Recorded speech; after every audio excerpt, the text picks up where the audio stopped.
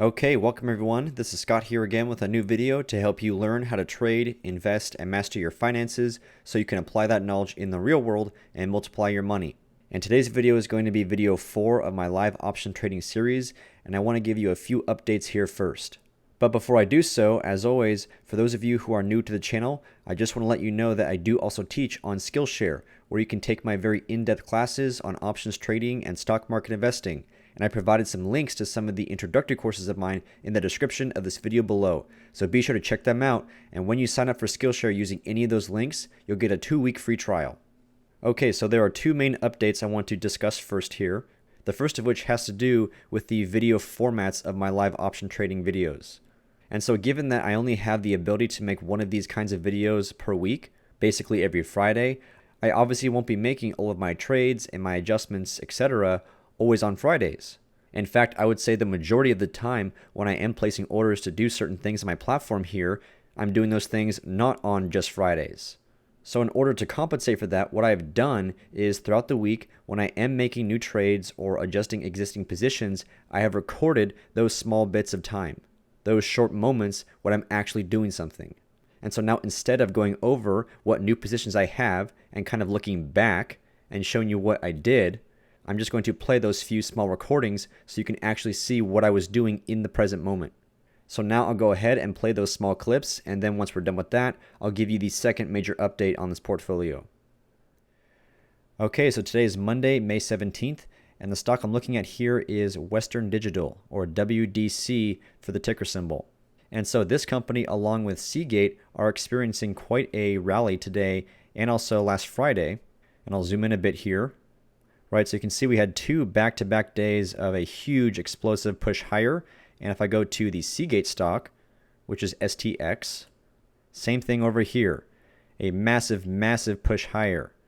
And also along with these moves higher, we are seeing an explosion in implied volatility, which means the options on these stocks are also getting very expensive.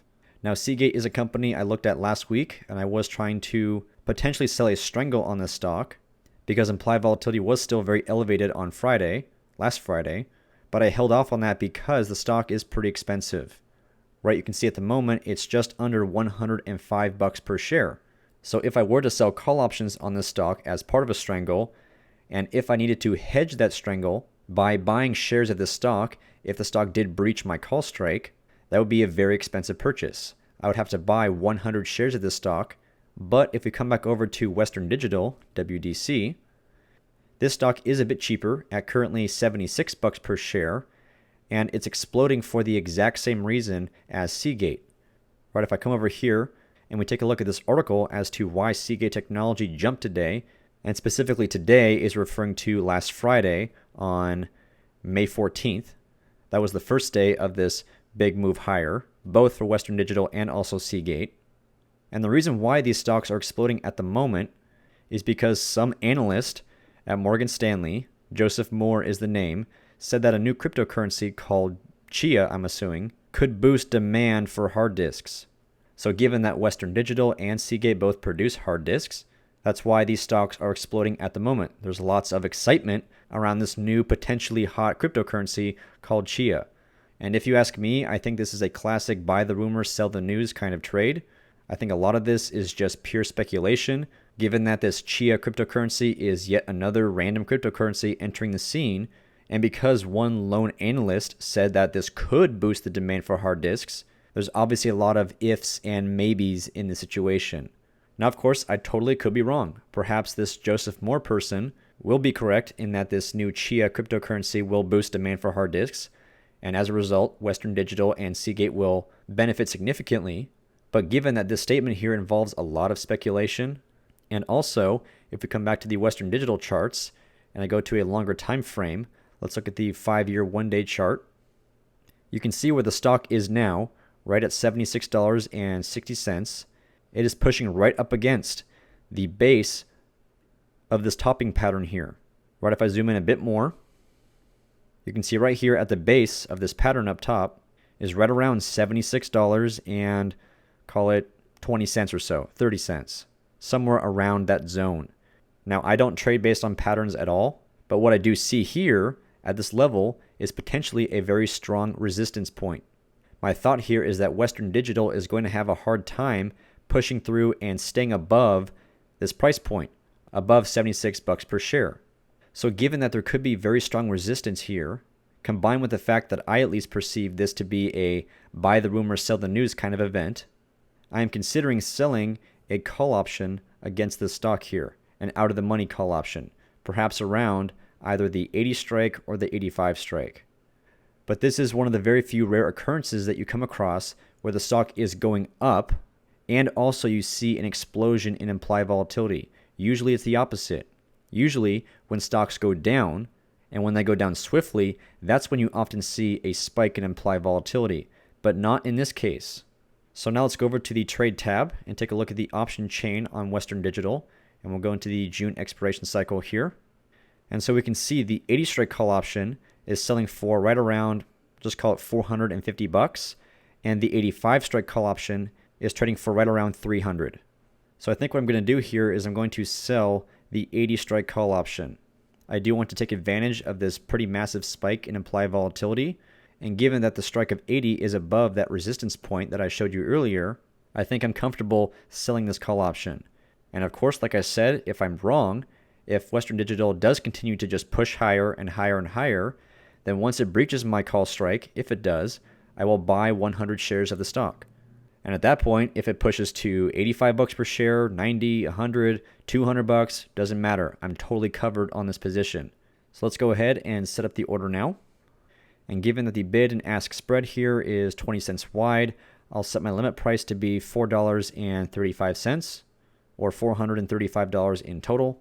Go to confirm and send. Let's check the buying power on this. So my broker, TD Ameritrade, is going to require me to set aside $1,200 to sell this call option. That's totally fine. And then we'll go to send. And so as I expected, I did not get filled immediately. Right, so there it is right here. I know it's pretty hard to see given the other orders I have ongoing at the moment. So I'll cancel and replace this order. I'll come down by 5 cents, not a big deal. Confirm and send, send. And there we go, got filled at 4:30. And so that's going to do it for my WDC trade. And then finally, the last thing I'll do is go down here. And I'll go to my new WDC position, and I'll move it to the naked call option group that I have already set up.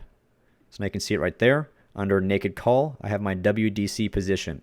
But that's going to do it for my WDC naked call option position. And so over the course of the next 32 days, until this option expires, we'll see how this position goes, and I'll do everything I can to walk away with some profit. All right, so now it is Tuesday, May 18th, the following day, and it looks like I was correct on this trade here with Western Digital. Right, yesterday I sold an out-of-the-money call option with a strike of 80 because, one, I thought this move here was pretty much BS, and that's because all this upward movement here was simply a result of some analyst for Morgan Stanley, I believe, who said that some new random cryptocurrency could possibly increase demand for hard disks. Now, that certainly could be true at some point down the road, in which case Western Digital would definitely benefit from that. But typically when some random analyst comes out with pure speculation and you see a lot of people riding the momentum on that news, that momentum oftentimes does not hold, right? Unless there are real tangible facts to go off of, then this huge move higher has a pretty weak foundation. And on top of this, if we go back to the longer term chart, let's go to a 5-year, 1-day chart. As I also mentioned yesterday, Western Digital approached a pretty significant resistance level. Right, if you go all the way back here, back into 2017, the base of this topping pattern here, I assumed would be a resistance point. And so you can see the stock just barely touched that resistance level, right at around $76 or $77 per share, and then immediately reversed off that the following day. So I think that plus the pretty baseless speculation from the analyst caused the stock here to reverse pretty hard. And that's definitely good news for me because I just took this position off, this naked call position, right? I sold this call yesterday for $430, and I just bought it back for $230, which is slightly less than my profit target. Ideally, I wanted to wait until the price dropped to $215, but given that the stock reversed in my favor so significantly just in one day, and also there was a bit of contraction in implied volatility, which helped as well. So basically, because this trade moved in my favor so quickly, I did not mind booking my profits just a tiny bit early. Right, perhaps I could have squeezed out an extra $15 on this contract, but I just did not deem that as worth the risk. So definitely a great trade here on Western Digital. And now that I no longer have my capital tied up for this trade, I can redeploy it and find a new trade. Okay, so today is Thursday, May 20th, and I want to point out a few things here in this portfolio, specifically in regards to US Steel, and then I do want to put on a new trade as well. So in regards to US Steel, let's come over to the charts here. And so you can see now US Steel is definitely having a bit of a sell-off. And if you recall from my previous live trading videos, I do have a strangle on this stock. Specifically, I sold the 24 strike put option, and then initially I also had the 36 strike call option way up here. But that has since changed because now if I go to the trade tab, let me get rid of this real fast. Right, as you can see here, I'm still short the 24 strike put option. That's not going to change, but I am now short the 28 strike call option. I moved my call option down from 36 to 28.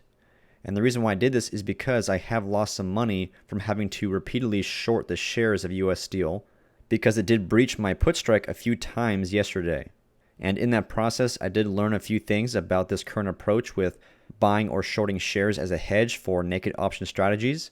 Specifically, I'm going to give the stock more room to breach my strikes from now on.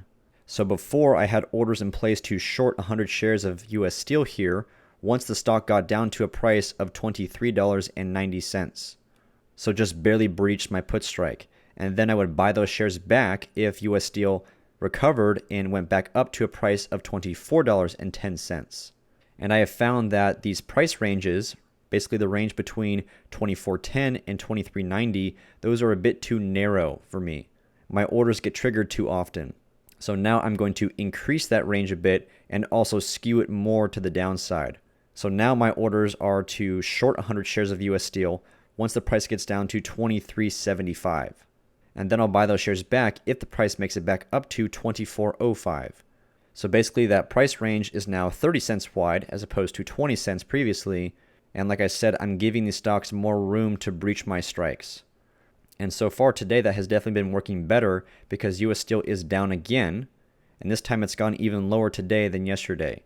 So if I come back to the monitor tab here, you can see I have a few orders that got fired off already. You can see at 8:37 a.m. I shorted 200 shares of US Steel at a price of $23.73, very close to where I wanted to short the shares at. And then the stock did make it back to $24.05 one time, so I did buy those shares back, and I lost a few dollars, not a big deal. And then now US Steel has dove even lower, so at 8:54 in the morning, it went back down to $23.75 again. So I shorted the shares once more, and now, like I mentioned, it's going even lower. The current price is $23.59, and we'll see where it goes from here. But because I did lose some money yesterday and also a little bit today, I did have to roll my call down to take in more credit. So basically, I bought the 36 strike call option back and did so for a profit, and then sold a new call option at the 28 strike. And through that process, I take in more credit than I initially started with. And that additional credit I can use to offset some of those losses from yesterday of having to repeatedly short and then buy back the stock. So definitely not ideal, but I still have enough credit on this position to, by the expiration date, potentially walk away with a full profit. Of course, there still are 29 days between now and then, so anything can happen in that time, but there are still some more adjustments I can make to take in even more credit, and in doing so, I'm just going to keep making it as difficult as possible for the stock to beat me. So that's the update on US Steel. Now let's come back to the charts, and I'll go back to Western Digital, WDC. And so earlier this week, I did make a pretty nice trade on this stock. I sold a naked call option at the 80 strike, pretty much right at the top, right when Western Digital hit a price of just over $77 per share. And then the following day, I got a great move downward in my favor. I'll zoom in a bit. And so now that Western Digital is back in this range that it's been in for quite some time now, and implied volatility is still pretty elevated, although not as quite as high as where it was before, I'm considering placing another trade on this stock in the June expiration cycle.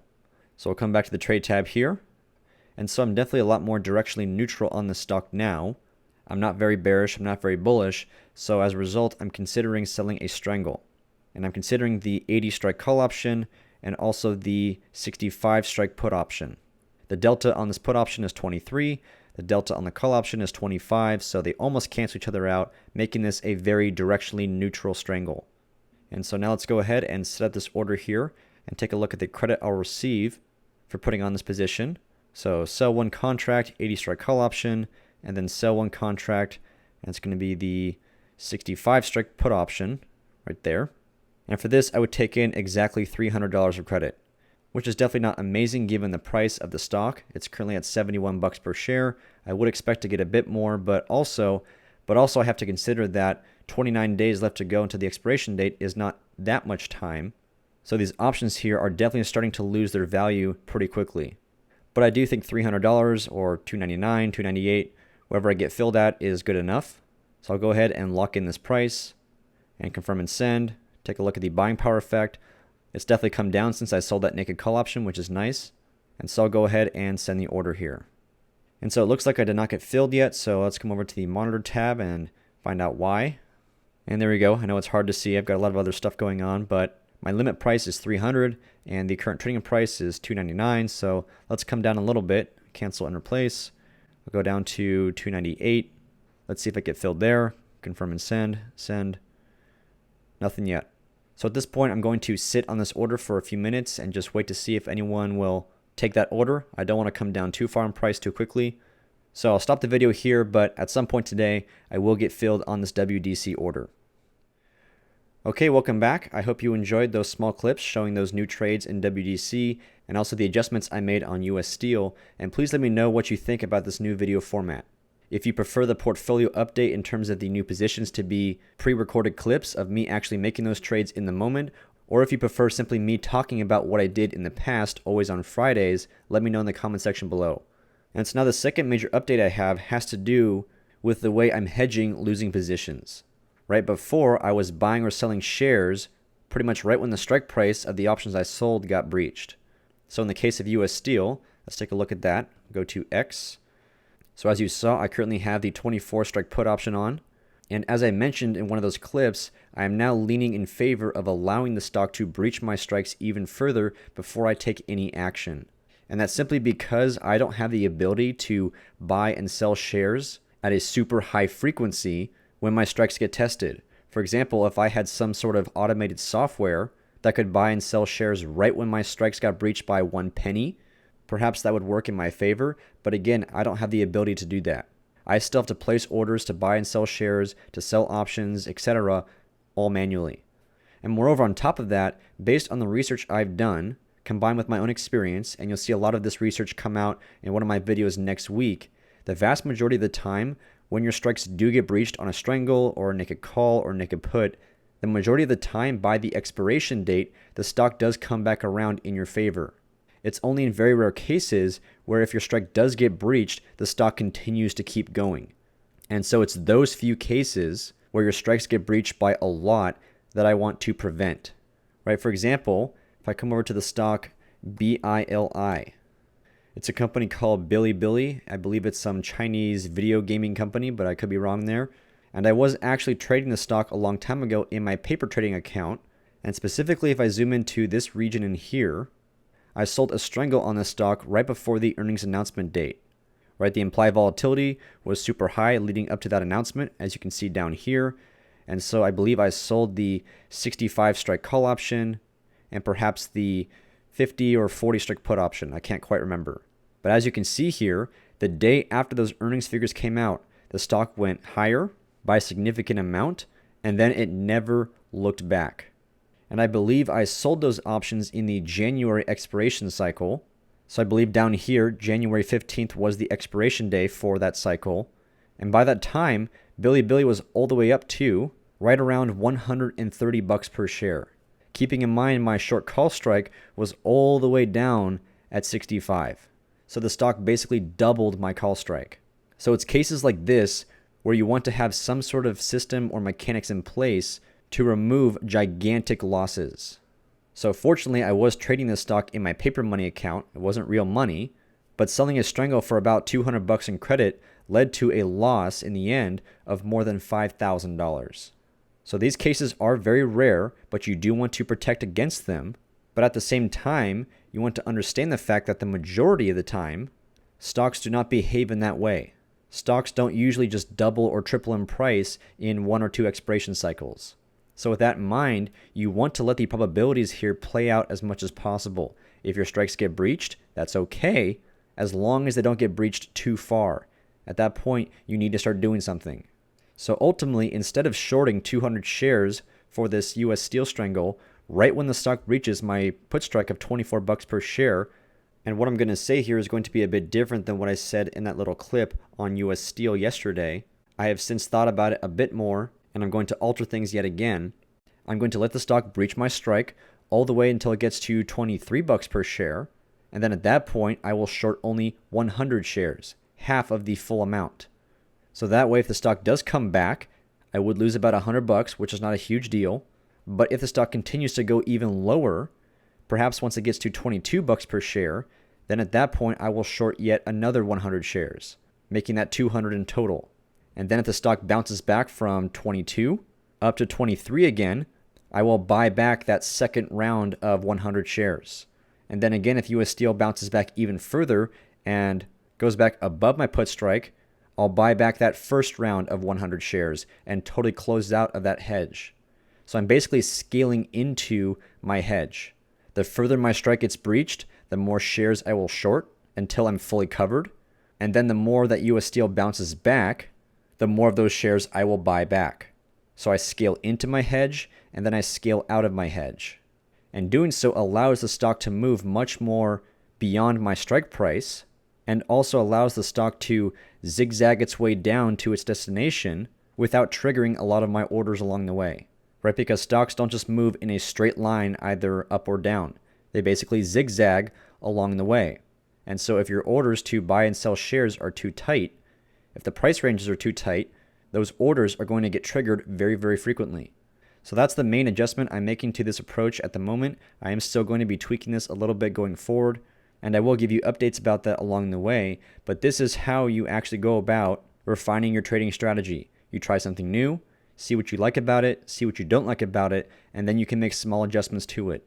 So ideally, I wanted to be able to buy and sell shares right at the strike price, but again, unless I have some sort of automation software that can do that for me within a very, very tight price range, I don't think that's going to be a viable approach for me personally. I do like to give stocks as much freedom to move around as possible without having to touch a thing. It's only when situations start to get really bad that I will actually step in and do something about it. But now let's come back to the monitor tab here and take a look at our existing positions. It looks like everything except the Palantir strangles are up on the day. Palantir is just flat. Now it's up by $1.50, so overall definitely a good day here. No need to make any adjustments at the moment. Although one thing I do want to mention is I did take off my Snapchat strangle this morning. So if you recall from my previous live trading videos, I sold the 65 strike call option and the 50 strike put option. So coming to the charts here real quick, let's go to Snap. So 65 is right there, 50 down here. As you can see, Snapchat got very, very close to testing my put strike and actually did go below 50 pre-market on one of those days. But it looks like this support level definitely held. Right before I even made this trade, I did notice that back in March, Snapchat did find some support around $50 per share. And so that's why when I did sell the strangle, I chose the 50 strike put option. And if I expand this up here a bit, the implied volatility chart, I sold the strangle somewhere around this area when implied volatility was elevated. So the fact that Snapchat didn't really go anywhere, combined with the fact that implied volatility did also contract significantly along the way, that's what allowed this position, this strangle, to be a very nice winner. So now let me collapse this back down a bit, give you more space. This one too. And so real quick, let's check out the Vix Futures Contracts. Let's see where implied volatility is today across the market. And given that the market is up today, as expected, implied volatility is down. You can see it did spike again after that initial big collapse from last week. But as usual, after a big spike in implied volatility, it comes back down. So definitely not a great day to be selling options, but implied volatility is still pretty elevated compared to the low it made recently, right? The VIX got down to as low as 16.85, and it's still at 21.65. So there definitely is still a lot of room for implied volatility to continue to contract. So with that being said, let's go over to the Market Watch tab now. And as usual, I'm going to pause the video here, scan this list, and see if I can find anything for new trades. Okay, so I'm back here, and the one stock I came across which definitely would be interesting to trade today would be SPCE, or Virgin Galactic. Right, this stock definitely experienced a pretty big spike in implied volatility this past week, as you can see right here, and it has come down a little bit today, which makes sense because the VIX is down across the board, but it's still very elevated for the moment. Now, unfortunately, I will not be trading this stock because if I come to the trade tab here, you can see it is hard to borrow. So that means if I were to have any naked put options on this stock, either as part of the strategy initially or as an adjustment later on, that means if the stock blows through my put strike, I would not be able to short the stock, or at least there would be no guarantee that I could short the stock. And that is not a situation that I want to be in. But for those of you who manage your trades a bit differently, perhaps you're running the wheel strategy, or maybe you still like to sell naked options, but you simply take losses once you hit a stop loss point, or if you're using defined risk trades like a put credit spread or an iron condor, etc., then I would say this is definitely a great stock to trade at the moment. But for me, I definitely have my eyes set on Nordstrom stock for next week. This company is announcing earnings on May 25th after hours, which I believe is next Tuesday.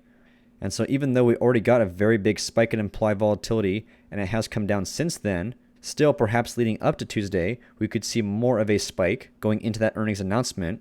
So we'll wait and see, but the prices for these options are still very high.